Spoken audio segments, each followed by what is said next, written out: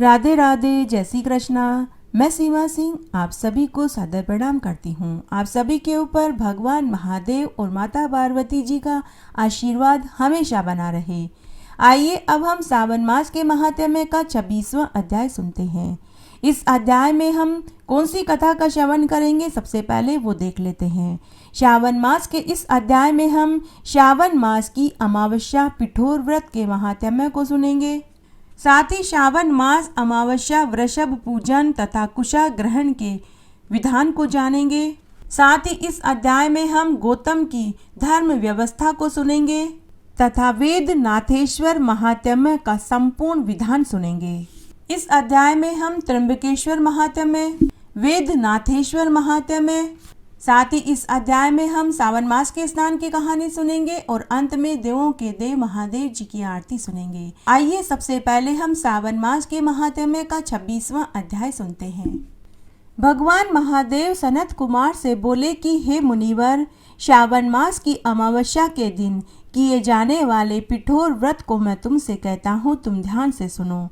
सभी वस्तुओं का भंडार होने के कारण घर को पीठ कहा जाता है तथा पूजन सामग्री और कहलाती है। अतः इस कारणवश इस व्रत का नाम पिठोर व्रत पड़ा।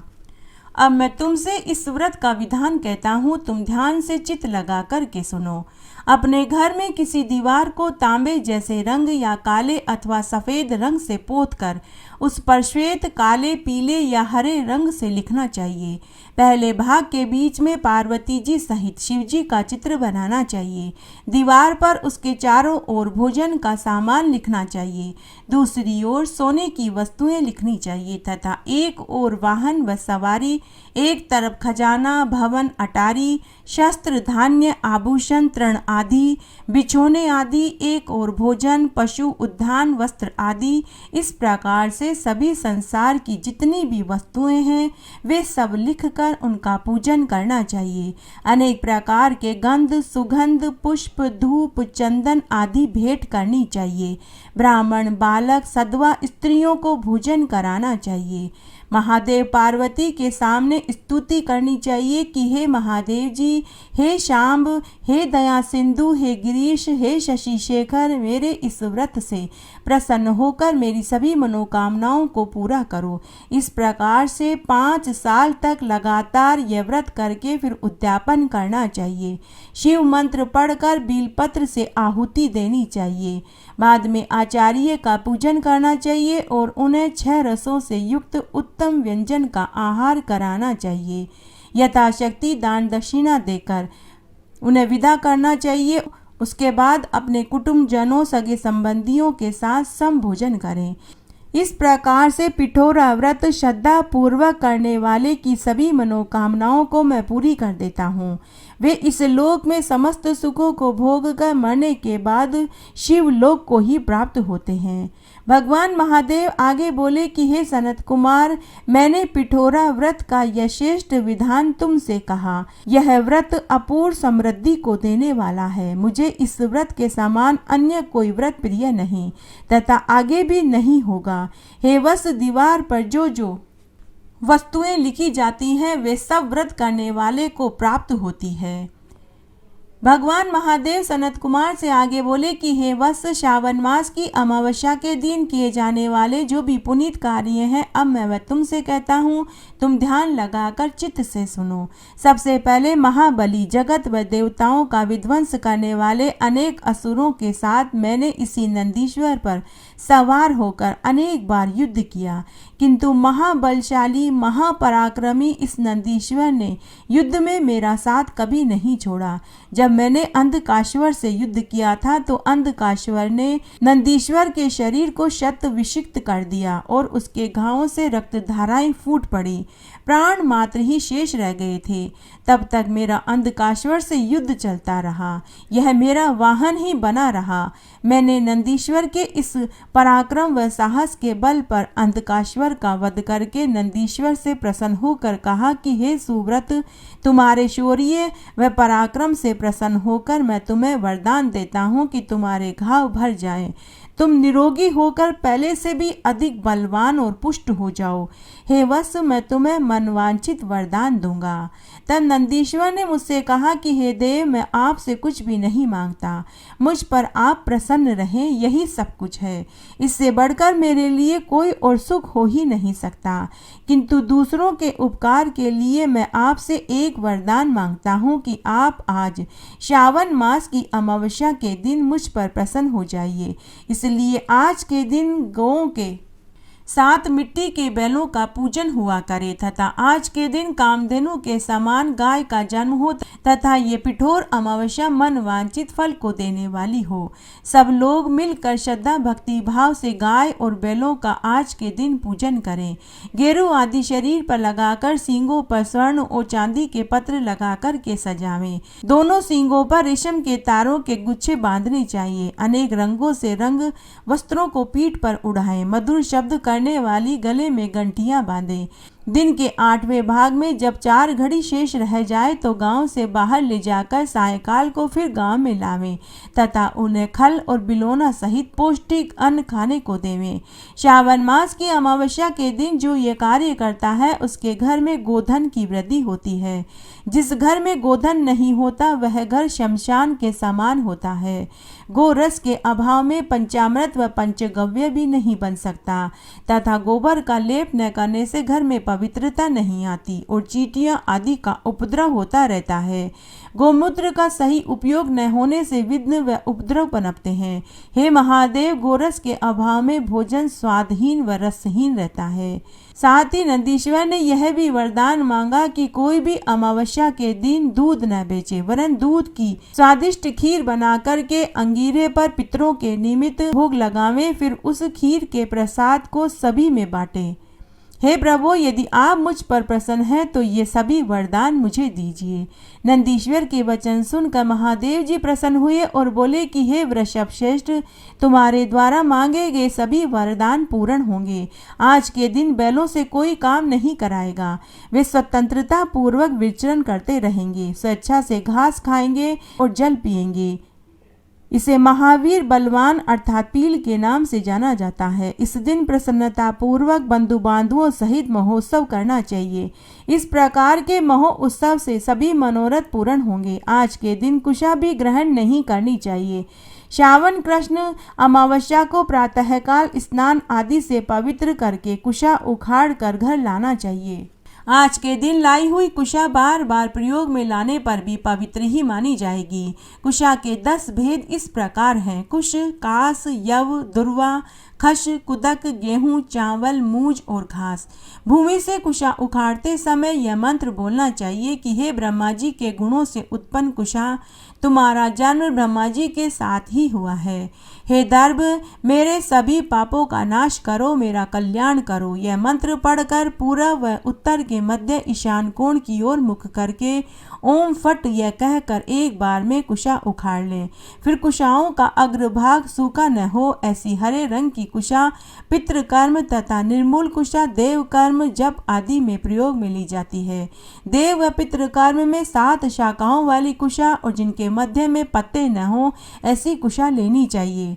ब्राह्मण के लिए 4 कुशा की पवित्रा, क्षत्रिय के लिए 3 कुशा, वैश्य के लिए 2 तथा शूद्र के लिए 1 कुशा की पवित्रा उपयुक्त रहती है, अथवा सभी के लिए 2 कुशा की गांठ देकर पवित्रा बनानी चाहिए।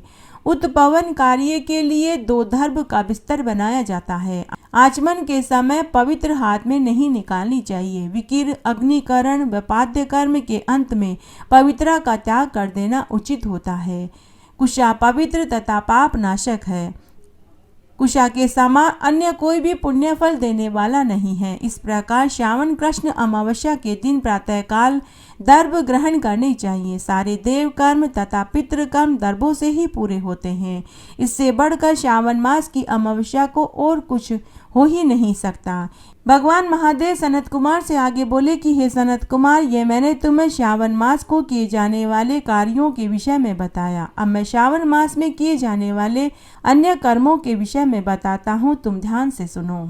सूत जी बोले कि हे ब्राह्मणों, एक समय जब गौतम ऋषि ने अपने शिष्य को जल लाने के लिए भेजा तब वे पात्र लेकर गर्त पर गए। उस समय वहां जल लेने के लिए आई हुई ऋषियों की स्त्रियों ने जल के पास गए हुए उन शिष्यों को देखकर जल लेने का विरोध किया और कहा कि पहले हम लोग जल लेंगे, तुम दूर खड़े हो जाओ। तब उन शिष्यों ने लौटकर सारा हाल ऋषि पत्नी से कहा। ऋषि पत्नी शिष्यों को समझाकर स्वयं उनके साथ जल लेने को गई और गौतम ऋषि को दिया। वे उसी जल से अपना निर्वाह करने लगे।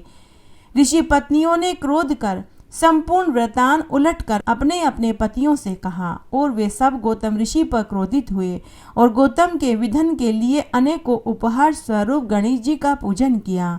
तब भक्तों को इच्छा अनुसार फल देने वाले गणेश जी प्रसन्न होकर बोले कि मैं प्रसन्न हूँ, वरदान मांगो। गणेश जी के ऐसे वचन सुनकर ऋषि बोले कि यदि आप प्रसन्न हैं तो ऋषियों द्वारा धिक्कार दिलाकर गौतम को इस स्थान से बाहर निकाल दो और हमारे इस वर को पूर्ण करो। ऋषियों की इस प्रार्थना को सुनकर गणेश जी हंसकर बोले कि हे संपूर्ण ऋषियों, इस समय तुम सब अच्छा नहीं कर रहे हो।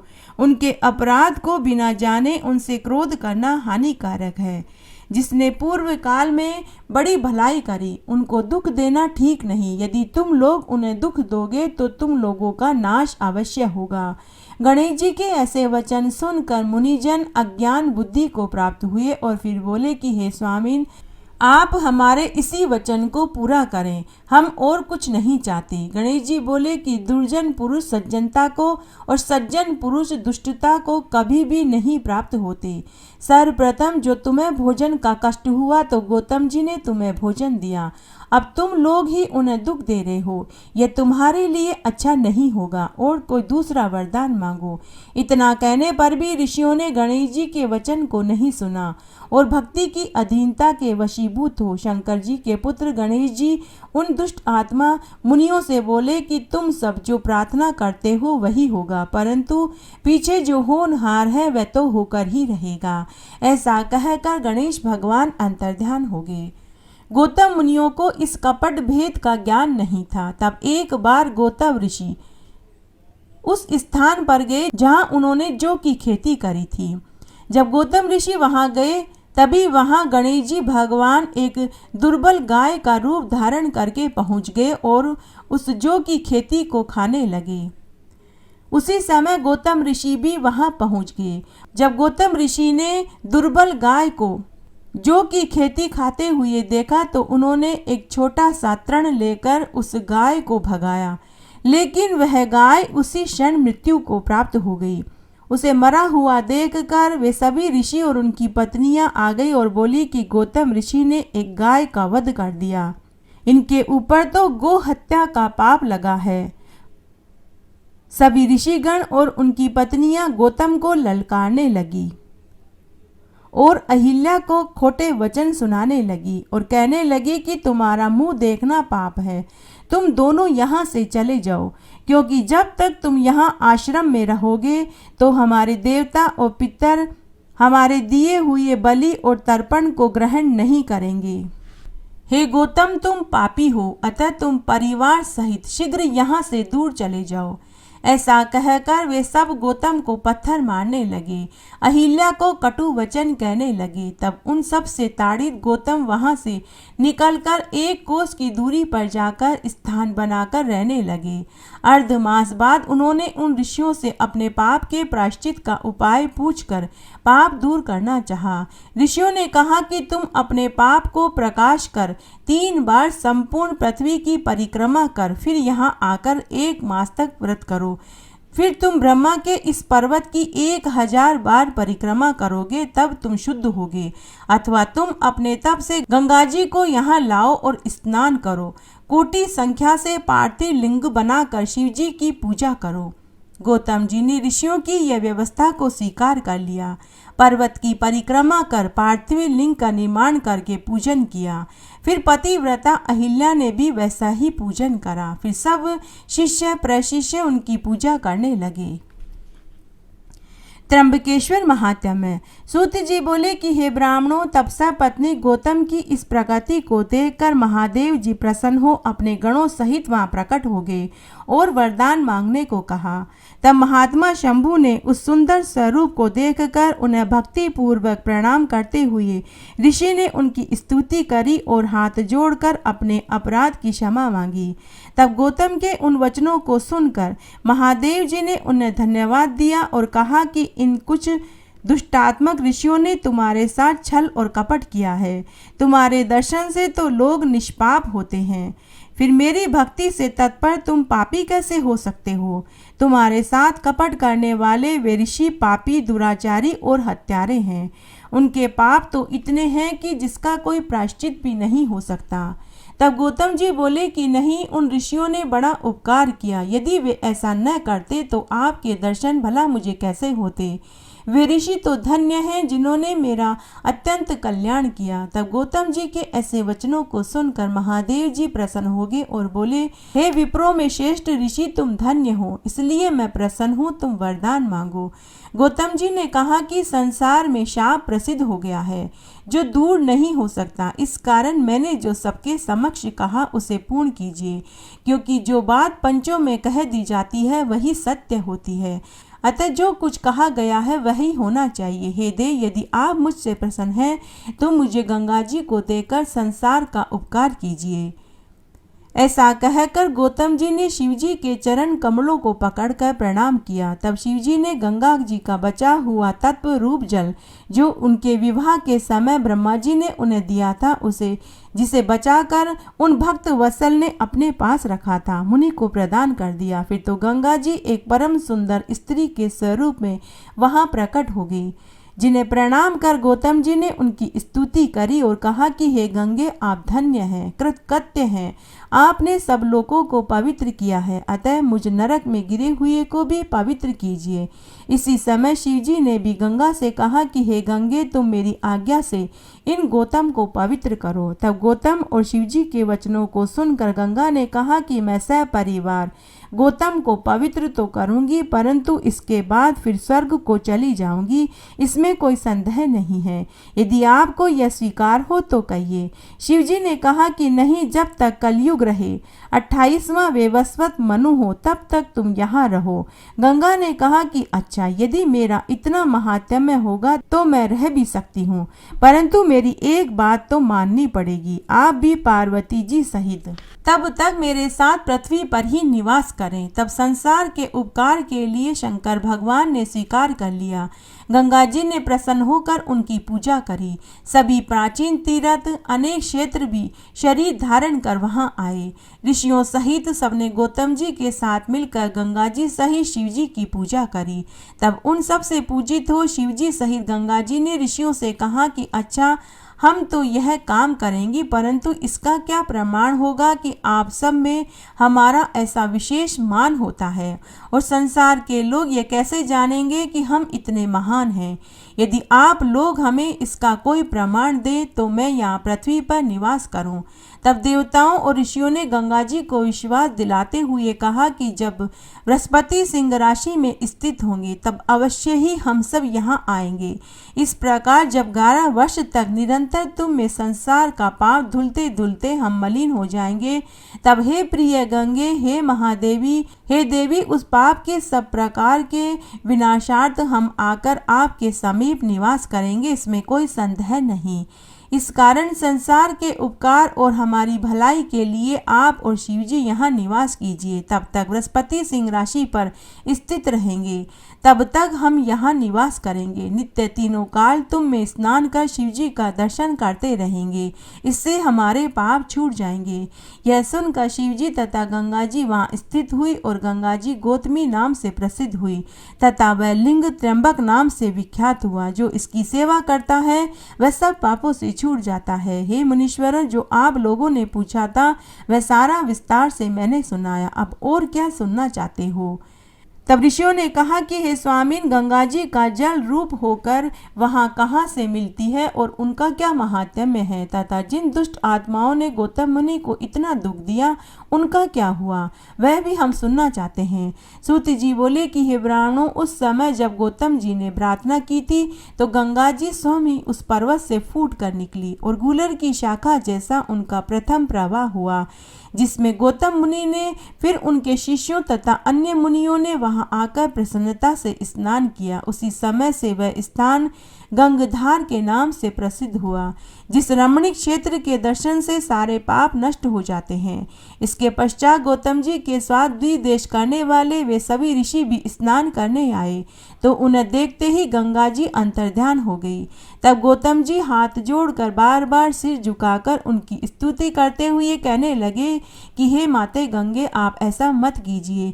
मेरे पुण्य प्रभाव से इन अभिमानी साधु असाधुओं को भी दर्शन दीजिए। उस समय यह आकाशवाणी हुई कि ये सभी ऋषि बड़े ही कृतघ्न हैं, ये अपने स्वामी के साथ द्रोह करते हैं, ये पाखंडी हैं, पापी हैं, मैं इनको दर्शन नहीं दे सकती। यह सुनकर गौतम जी ने उस गंगवाणी से कहा कि हे माते, यह तो बड़ों की वाणी है, परंतु आप तो शिव जी के सत्य वचन का पालन करना चाहिए, क्योंकि उन भगवान का ये कहना है कि जो अपकारियों का भी उपकार करता है, मैं उसको भी पवित्र कर देता हूँ। तब गौतम जी के वचन सुनकर आकाश मंडल से गंगा जी की यह वाणी हुई कि हे गौतम मुनि, तुम्हारे वचन बड़े ही कल्याणप्रद है। फिर इनके पापों का निराकरण तो तभी होगा जब ये ऋषि अपने उन पापों को दूर करने के लिए प्रायश्चित करें। इसके लिए धर्म की व्यवस्था करो। जब ये तुम्हारे विशेष अधीन होकर इस पर्वत की 100 बार परिक्रमा करेंगे, तभी इन दुष्टों को मेरा दर्शन होगा। तब गंगा जी की वाणी सुनकर उन सभी ऋषियों ने गौतम जी से क्षमा मांगी और उनकी शरण ली। गौतम जी ने उनके लिए धर्म की व्यवस्था करी। उनकी आज्ञा से उन सब ने वैसा ही किया। फिर गौतम मुनि के द्वारा गंगधार के नीचे का वह भाग कुशावर्त नाम से प्रसिद्ध हुआ। गंगा जी वहां प्रकट हो गई। जो मनुष्य वहां स्नान करता है वह अपने समस्त पापों से मुक्त होकर अंत में मोक्ष को पाता है। यह कथा इस प्रकार की है कि क्रोधित हुए गौतम मुनि ने भी उन ऋषियों को शाप दिया था, जिससे वे शिव पूजन से विरक्त हो गए थे।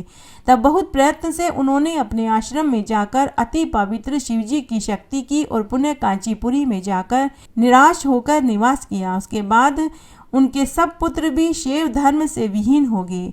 इसके आगे कलयुग में उनके पुत्र आदि बहुत से मनुष्य दुष्ट होंगे, जिन सब का यह वृतांत मैंने कहा। इस प्रकार यह गौतम की गंगा की उत्पत्ति सब पापों को हरण करने वाली श्रेष्ठ महात्म्य वाली है। जो मनुष्य त्र्यंबकेश्वर ज्योतिर्लिंग के इस महात्म्य को सुनता है वह सब पापों से मुक्त हो जाता है, इसमें कोई संदेह नहीं।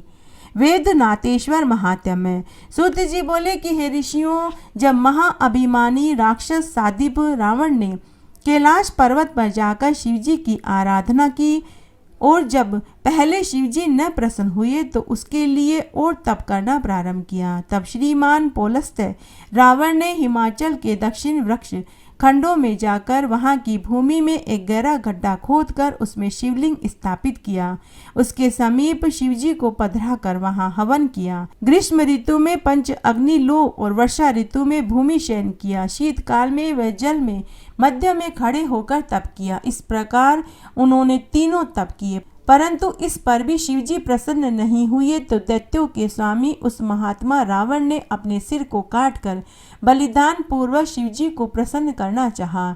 जब इस प्रकार विधि पूर्वक शिव पूजन में एक एक करके उसने अपने 9 सिर काट डाले और एक सिर शेष रहा, तब शिवजी प्रसन्न हो गए और प्रकट होकर उनके सभी सिरों को पूर्ववत पूर्ण कर दिया। साथ ही उसे अतुल बल देकर उसके सभी मनोरथ पूर्ण कर दिए। तब शिवजी को प्रसन्न हुआ जान रावण ने उससे प्रार्थना की कि हे प्रभु, मैं आपको अपनी नगरी लंका में लेकर चलना चाहता हूँ। मैं आपकी शरण में हूँ, मुझ भक्त की यह प्रार्थना स्वीकार करो। यह सुनकर शंकर भगवान बहुत उद्विग्न हो गए, परंतु उनकी भक्त वत्सलता के प्रण ने उन्हें बाध्य कर दिया। उन्होंने विचार कर कहा कि अच्छा, तुम्हारी यही इच्छा है तो तुम मेरे लिंग को परम भक्ति के साथ अपने घर ले जाओ, परंतु तुम यह ध्यान रखना कि यदि कहीं बीच में इसे पृथ्वी पर रख दोगे तो यह वहीं स्थिर हो जाएगा, आगे नहीं जा पाएगा।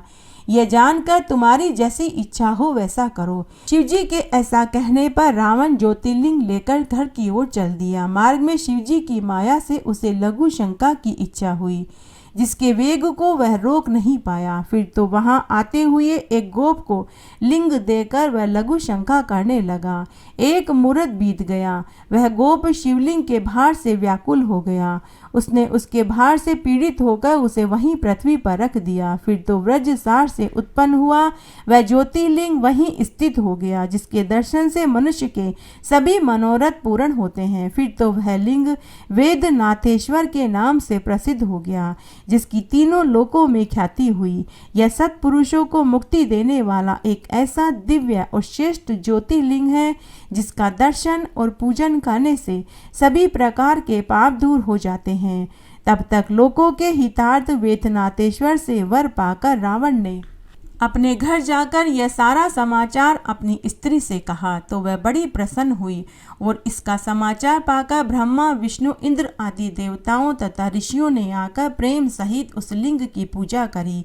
देवताओं ने उस लिंग को वेदनाथ के नाम से प्रतिष्ठित किया, परंतु दुष्ट आत्मा रावण की शिवजी द्वारा इस वर प्राप्ति से देवताओं को बड़ा भय उत्पन्न हुआ। उन्होंने सोचा कि यह दुष्ट रावण हमारा न जाने क्या करेगा। उन्होंने नारद जी से यह सारा समाचार कहा।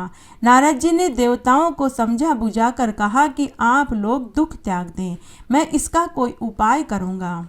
तब देवताओं से ऐसा कहकर नारद मुनि रावण के पास गए और उसके तप की प्रशंसा करी। उसके तप का संपूर्ण वृतांत पूछा।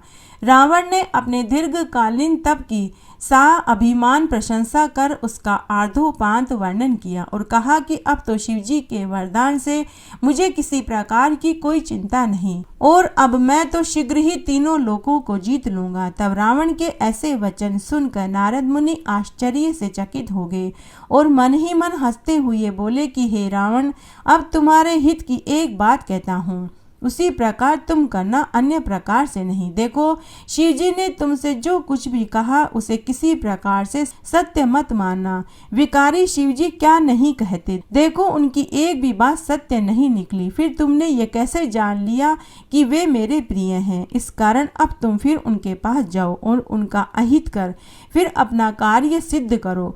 तुम वहां जाकर उनके कैलाश पर्वत को उखाड़ने का प्रयत्न करो। जब तुम कैलाश को उखाड़ोगे तभी तुम्हारे सब कार्य सफल होंगे।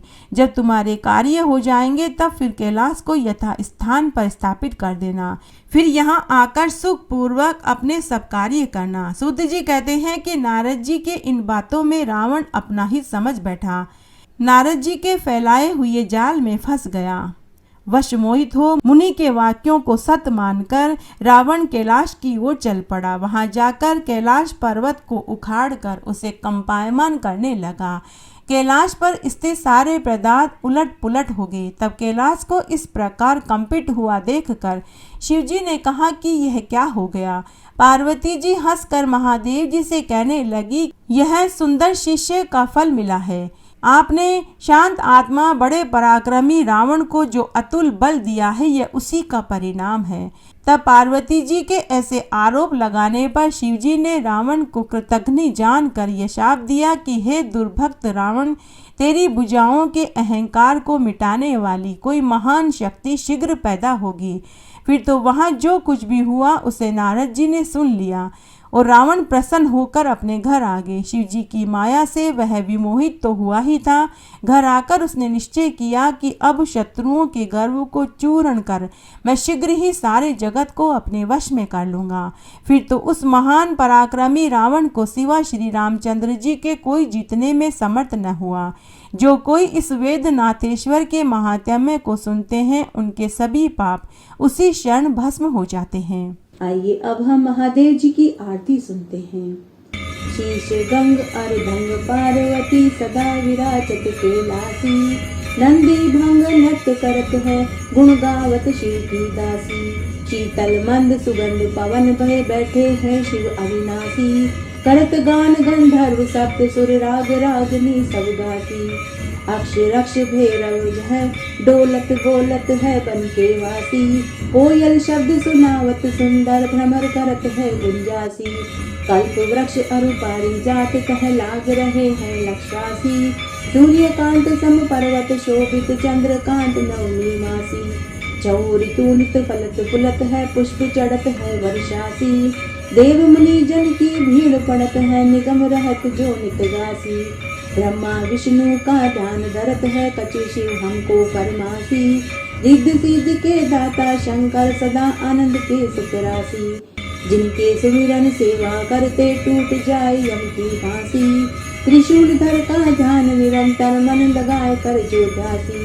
दूर करे विपदा शिव तिनकी जन्म सफल शिव पद पासी।